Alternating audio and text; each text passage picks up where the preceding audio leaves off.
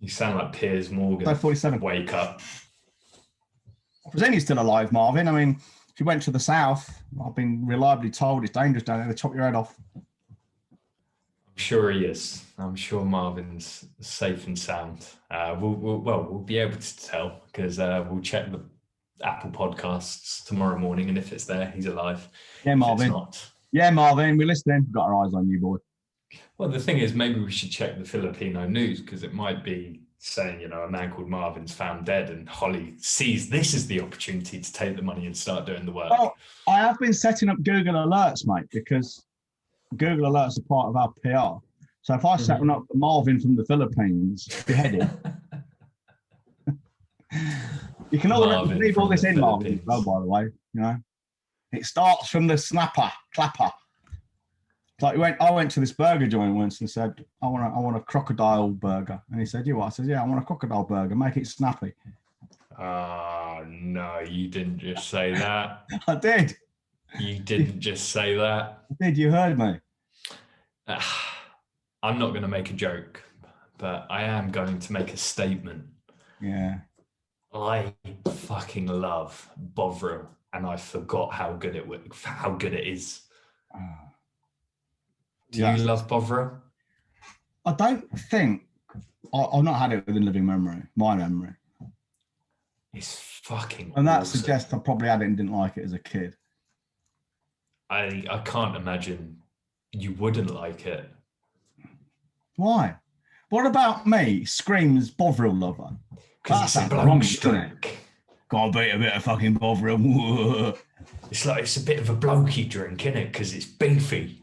Oh, fuck off. Bovril is not a manly fucking drink.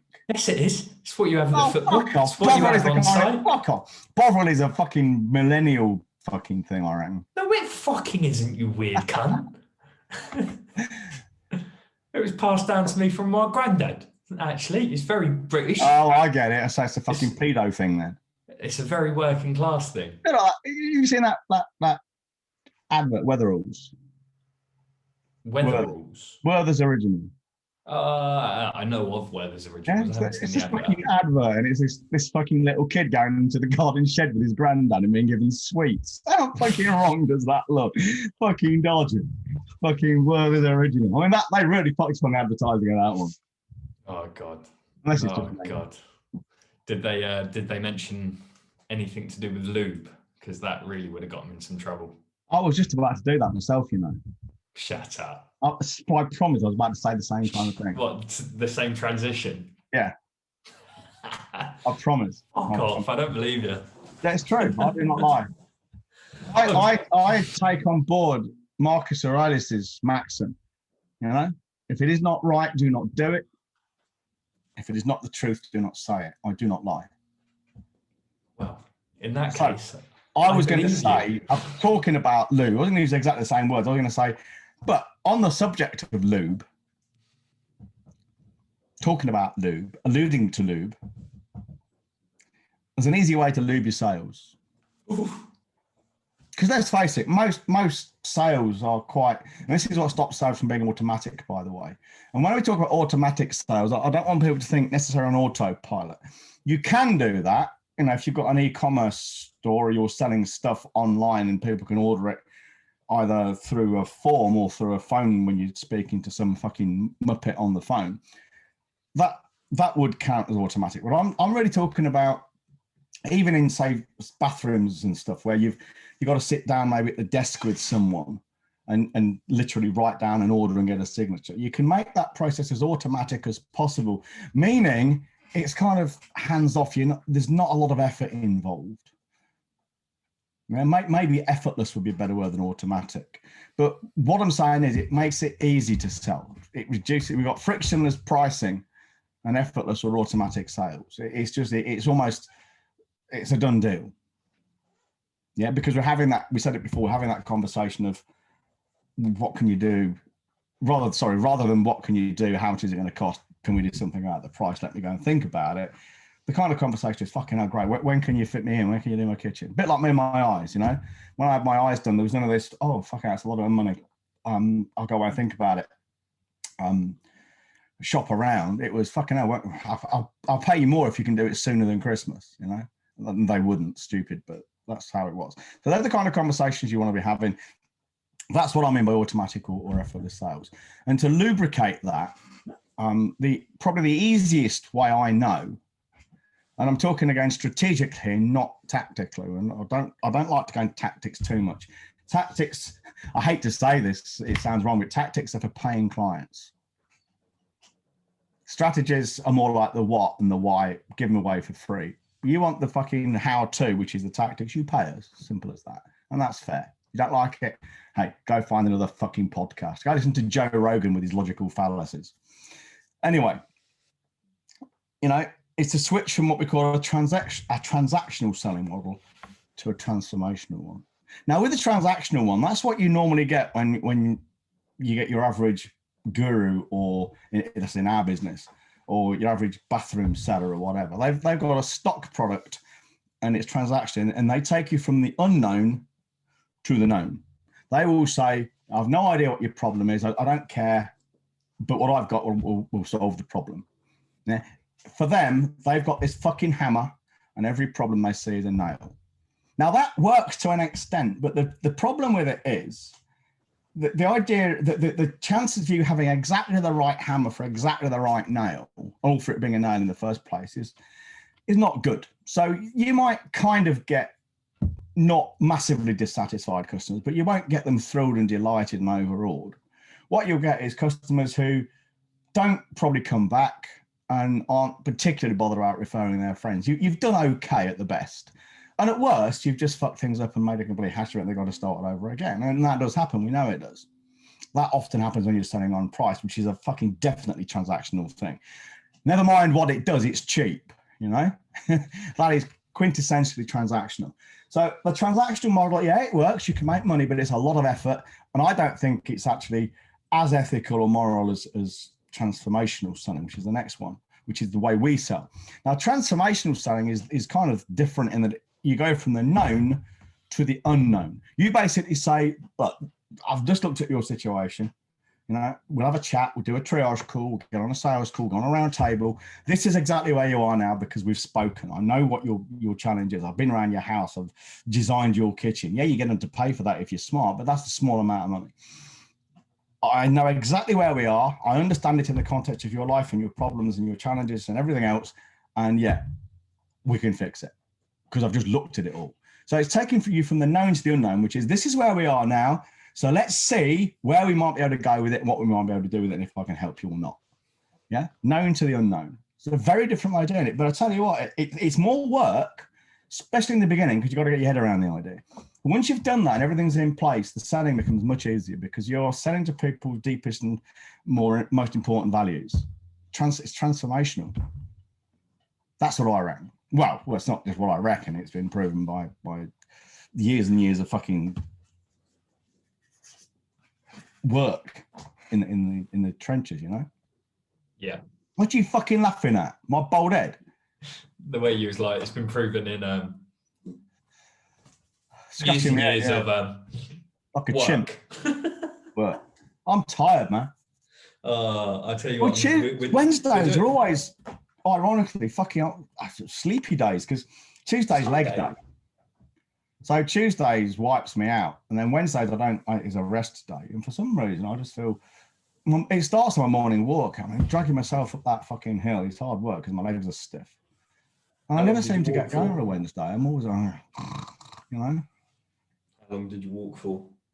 It's only 4 miles every morning. It's almost exactly. It's like 3.95 miles or something. Also, it's very warm in here. Oh, I can't really open the door because the dogs will fucking run out. I mean, they won't run away. It's not like that, but they'll just hang around outside, and we have farm traffic coming through. So. You see, I did some legs today, and I'm feeling exceptionally tired. And I think it's because I did some legs today, and I felt very sick after. I always feel sick after doing legs. Good. And to bring it back to the beginning of the podcast, Bovril saved me because I was dying. You were not dying. You were not actually fucking at risk of losing your life. Well, yes, every breath we take, we're dying, you dim prick. Yeah, but we're constantly dying. Every day we're dying. What you told us conveyed is no information. That's zero information content. It conveyed Even how if I it was was feeling true. at the time after Oh, engaging in some exercise. Fucking millennials exaggerating. Millennials. Exaggerating. Oh, I did a bit of weights on my poorly legs and now I'm literally dying. You fucking You pussy. started a business with one. You started a business with one, yeah? So you should deal with the consequences. Well, I thought it might be an idea to have some fresh blood in my life, but obviously fucking not. Just end up carrying you. Carrying me, you fucking cheeky prick. I'll tell you what's really going to piss you off. Oh, go on then. So we work so hard to run this business and to make our fortunes, and I spend my fortunes that I get exactly half and exactly the same as you do on trousers like these. Oh, God, man, you are so fucking gay. Wait, look at these, though. Oh, wow, yeah, you can't talk. You're so fucking gay. Hang on, I wasn't the one who was going on about the fucking trousers. Well, we're both wearing shit trousers. That's true enough. Anyway, so, and it isn't just, going back onto the transactional and transformational selling, you know, it's not just about ethics and morality and even ease of selling, the automatic stroke effortless selling. Transactional selling sucks. And here's why transactional selling sucks. Why I think it's a bad model, notwithstanding anything subjective, like morality or ethics or anything like that. The first is because it's generally a one-size-fits-all thing, you are tending to be selling it on the thing or possibly the result, which means you get lower fees. Your prices, your rates, your fees are generally lower because you're not selling anything special. You're not hitting those higher level values, the outcomes or anything like that. So you make less money for the most part if you're transactional selling. You think you might be able to make up in volume. That's possible in things like e-commerce. But really, fortunes are made or lost based on margin, not anything else. Yeah, and margins are often predicated on your selling price, because you got fixed cost of sale and you got overheads and the rest of it. So really, the easiest way to increase your margins is to increase your prices. Well, transactional selling makes it hard to do that, which means the knock-on effect is lower margins, which means lower profits. It's just, it's just mathematics, like it or not, agree with me or not, I don't give a shit. It's just the fact. You can't argue with numbers. So generally speaking, you're making less money. Second thing is, I kind of alluded to this before, you tend to get more infrequent repeat business because you're not thrilling people. And because you're not thrilling them, and one of the reasons you're not thrilling them is you can't afford to thrill them because you're selling on price with low margins, they've got no loyalty to you. You're not giving that fucking, wow experience. It's like, if you're a hotel, you go back there. I went to a hotel in Dublin and it was White Moose Cafe is the cafe attached to it. And it's quite big in Ireland. There's lots of fucking publicity around it. And with that level of marketing and presence in the marketing, you'd expect it to be a great experience. You keep going back. I actually stayed there just to see what it was like, and it was pretty average. It wasn't bad, but it wasn't brilliant either. So I won't go again because it wasn't worth the extra money. Okay, so that wasn't strictly transactional, but what it did mean is they didn't thrill me. I didn't really get value for money, so there's no reason for me to go back.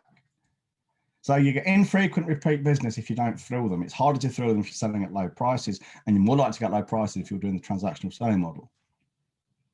And the other thing is this. Now, I want you to listen very carefully to this because it sounds counterintuitive to what I normally say. You focus on the solution, not the problem. Now, we should all be doing that in some ways, and we should be looking for solutions. But that's the important thing. We should be looking for solutions. Transactional selling picks a solution and then focuses on that and tries to shoehorn the problem into it. Now, there's a subtle difference there. The language is very similar, but there's a subtle difference there. I say subtle, it's actually a massive difference, but it sounds subtle. All right. So if you're focused on, this is the solution, this is my hammer, where's your nail? Oh, I've got a screw. Okay, we could still hit it hard enough, it'd still go in the wood, It'll work after a fashion, but it ain't perfect. So 3 things: lower fees, infrequent repeat business, and a focus on the solution. Here's the solution, here's my nail, I've got a hammer, let's fucking sort it. Those are direct consequences of transactional selling, and it sucks. You're working much harder than you need to. And even the intangibles, things like you don't have happy customers. Now, if your customers are never really fucking happy, well, they're always maybe carping a little bit, you get this sense that they're not that delighted with you. It must get quite tiring, I'd imagine. There's little, because the rewards in any business for most people are not all about the money. It's about the reaction of people. I can imagine if you're fitting bathrooms, kitchens, bedrooms, doing stuff in people's houses, and they're never really that bothered. What were they like? Oh, they're okay. It's hardly like you jumping out of bed to grab your fucking paintbrush in the morning, is it? No. Now, on the other side of things, third thing is, why transformational selling is the polar opposite. Why it's the dog's bollocks. Well, you get higher fees. You can sell more. You sell more expensively. You're tending to sell to people's higher values. The outcome, we've talked about this till the fucking cows come home before. You're selling not on the thing, not on the price, not on the fucking result even. You're selling on the outcome, how it transforms people's lives, how it makes their marriages better, how they have a better home life, whatever you're selling. Well, you charge more money for that. And that, of course, the knock-on, because you're selling to these high-level values, of course, I'm assuming here you actually keep your word and you're not duplicitous and a lying piece of shit like a certain person we were talking about a few minutes ago. It facilitates repeat business. People will keep coming back to you because they want that good experience. If you've got a hotel and you thrill people, then you're going to get people coming back. And okay, I'm autistic, so I'm a little bit sameness anyway, and I will do something once, and if it works, I'll keep doing it unless I've got a reason to change. I'm not that unusual. People will tend to go back to a place over and over again if they have a good experience. Why wouldn't that? It makes sense. We've evolved to do that. It might be the Four Seasons hotel chain, and then again, it might not be. I can't remember if that's a high end or a low end one, but there's a specific hotel chain in America that the first time you ever stay with them, you almost have to have like an onboarding session where you choose your favorite smells from all these different smells. What sort of fire would you like? And then they keep that all on file. And it's obviously very expensive, but every time you stay, you book a room at one of their hotels, they have a master database that shows what smells you like, what food you like, and all of this and the other. So the minute you arrive, there's already like a candle in your room burning of your favorite scent, the sort of firewood that you like. Usually your favorite drink is waiting on the bedside table with a thank you card for staying with them again. And they do everything they can to customize the hotel experience to make it unique for you and perfect for you. Yeah. Now, that undoubtedly costs money. Of course it does. It's the kind of money that most hotels are not doing now. It's ridiculous. Look at our margins. But if you increase your prices, your margins will increase correspondingly, and people will keep coming back. I mean, a certain kind of traveler and visitor guest will do that. Again, I can't remember which one it was. It's the hotel chain. It's not the Ritz. I can't remember which one it was anyway, but it's quite famous because one of the rules they had was any hotel employee had a budget of up to something like $2,000 per guest to solve any problems, no questions asked. So, your very lowest fucking desk clerk, if there was something wrong, they could spend money to get it fixed if there wasn't something in house without having to go to their manager and see what the boss says. But again, they could do that because they were charging a lot of money. But of course, the experience they could then deliver, it was faultless because, something goes wrong. Anyone can fix it for almost any price. Yeah. Again, most people won't do that because they're too fucking lily-livered. So higher fees facilitates repeat business. And of course, rather than focusing on the solution, it first focused on the problem and says, okay, tell me what your pain is, what's hurting. How can I be of service to you? All right, that sounds pretty bad, but I think there's something we can do about it. Not you're asking them what the problem is, not telling them what your solution is, and by inference, then saying what their problem must be. Yeah, because most salespeople, and this is what we're talking about now, salespeople in the process, they don't ask questions. They have a sale they want to make, which is effectively a solution they want to impose on you. They don't ask enough questions. And I can't remember what it was. It might have been Aristotle. It could have been one of the other ones. Socrates. It could have been Socrates, who said, the quality of your life will be determined by the quality of your questions. People attribute that quote to Tony Robbins. It was thousands of years before Tony fucking Big Teeth Robbins came out. Attribute it to Mr. Robbins. Hey, he has said it, but it wasn't him who first said it. We don't even know if it was Socrates or whoever who said it first. Socrates? Why are you calling him so? That really annoys me. Seriously, you want to know why? Why? Oh, this is fucking hilarious. It's really bugging me. My brother is dead now, but my brother Greg was professor of philosophy at Aston University in Birmingham. And if anyone doubts me on this, just Google Greg McCulloch philosopher. His books will come up and everything else. So, it's not bullshit. And he had a really bad temper. And he was 13 years older than I was. So when he first got heavily into philosophy and was going through academia, he was probably in his, say, 30 years old. So I'd been, 17 or late teens. And me and my other brother, Shane, who's still alive, the last I heard anyway, we would wind Greg up by calling Socrates Socrates. And we would call Hippocrates Hippocrates. And he used to get really genuinely angry about it. It's not Socrates, it's Socrates. So when someone reacts like that, what do? You keep doing it. Of course you do. Of course you fucking do, yeah. So that's why we call Socrates and Hippocrates Socrates and Hippocrates. The only reason it used to wind my dead brother up. It probably still does. I can hear him spinning in his grave now. Oh God! Don't step outside for a while, especially when it's raining. You might smote him with thunder. Yeah, I got a load of fucking ashes blowing in my face. So yeah. Oh, a big do you want to hear your head? I'm just thinking. I could tell you the funniest story ever. I could save it for another day. About the guy. Save it for another day. Remind me then on tomorrow's podcast to talk about Gerard. Gerard. All right, I'll add Gerard to the show and notes his enormous tomorrow. shit. Gerard and the enormous shit. If you don't fucking cry with laughter, and if this doesn't get us both complaints and fucking commendations from people, then I'll be disappointed, because it's almost beggars belief. People won't believe it, but I swear it's true. It was fucking hilarious.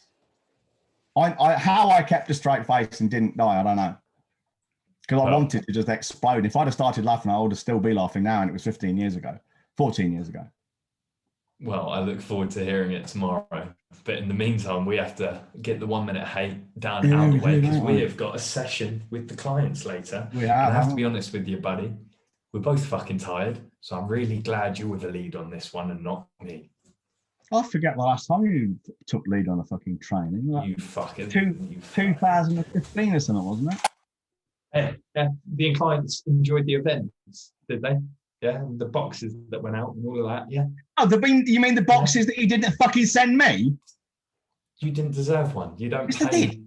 You don't pay the company, so it's for clients only. You're not a client. I'm the one who brings the money in. You're the one who spends it. You're like my wife. I'm better looking. Well, that's true. Oh shit! I said that. Yeah. Anyway, what's the one? You got a tighter ass. I do. It's virgin.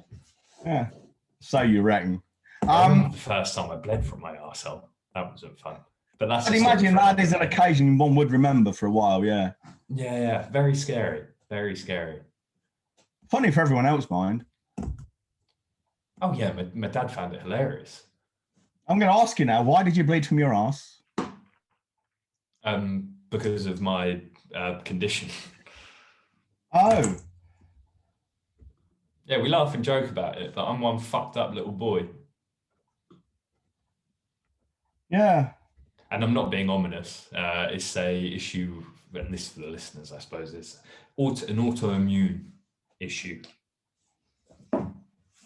Basically, dear listener, Connor is a wreck, a spaz. I'm a little spastic, short and stout. Here is my strong hand, here is my bad.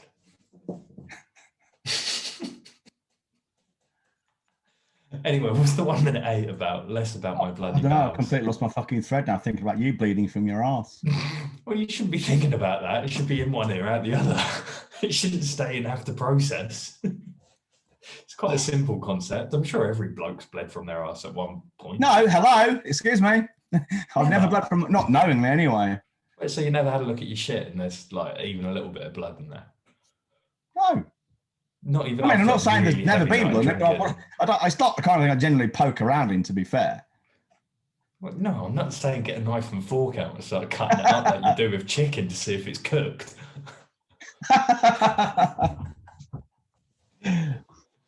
Oh, that's a thought, isn't it? Anyway, the 1 minute hate is apparently about people who do the same dumb shit over and over again and expect a different outcome. And everyone loves putting that on LinkedIn and saying Einstein was amazing. This is the definition of insanity. It was cool the first time I heard it.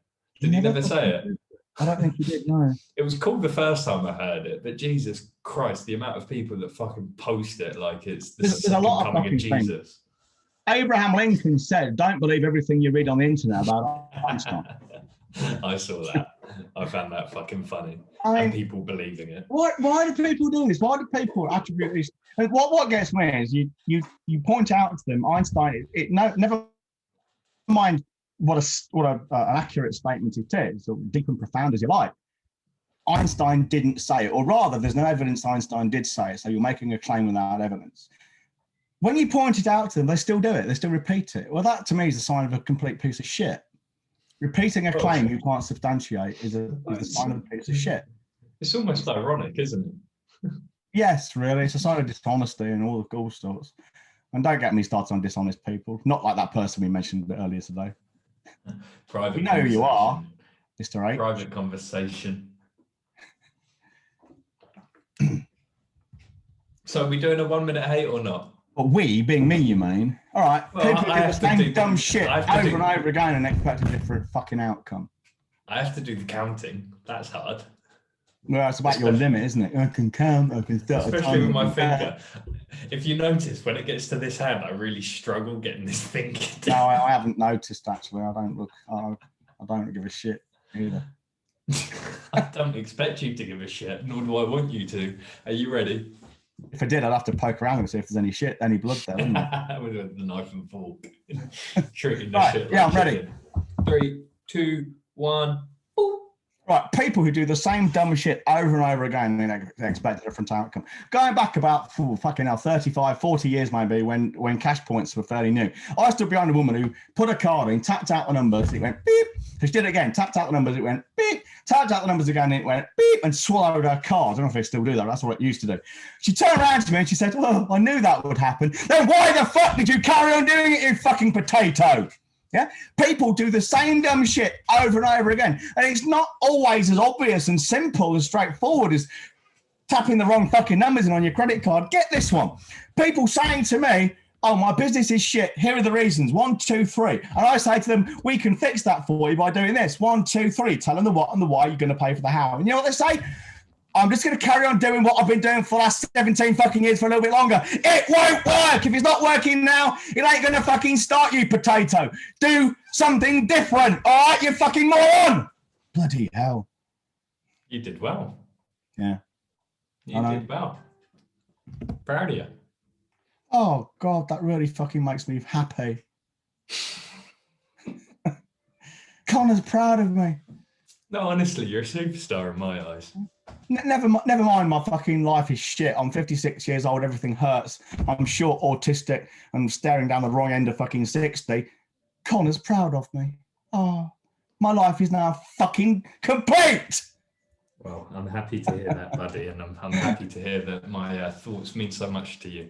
However, I recommend you try and, not do that. It's not good to put your emotional well-being on another person's opinions of you. Oh man, the number of people who do that, it's just my stay on LinkedIn. You know what really makes me laugh on LinkedIn? What? These people who post not just once, but over and over and over again about how authentic they are and how little they care for what the people say and how they're going to be better in the future. But you said you were going to be better at this 6 months ago. You're still obviously fucking shit at it. Never mind what people write on LinkedIn. Never mind what people say. Watch what they fucking do. And when their words indicate they are still fucking weak, pathetic, needy, attention-seeking pieces of shit, trust your instincts. They are still weak, needy, pathetic, attention-seeking pieces of shit. aren't they? You are spot on. And on that note, On that note, if you want to attract better clients, sell them at high prices, sell them at higher prices, and have them all delivered into your business from a pipeline which itself is kept fed and replenished and full in the background on autopilot and hands off, then what you need to do is go to ottpodcast.co.uk and avail yourself of all our fucking many Mm. resources. And don't forget the free roundtable we're doing at the end of the month, or towards the end of the month. And there's probably 3 or 4 places left. I've lost count of the numbers now. So all that will mean you're making more money, less work, less hassle for your headaches, higher margins, higher prices, better people, all the rest of it, yada, yada, yada. So in the meantime, stay safe, stay inside, wash your hands. Please do not poke through your own turds with a knife and fork. And don't just on your fingers. See you later. Ta-ra. ta-da.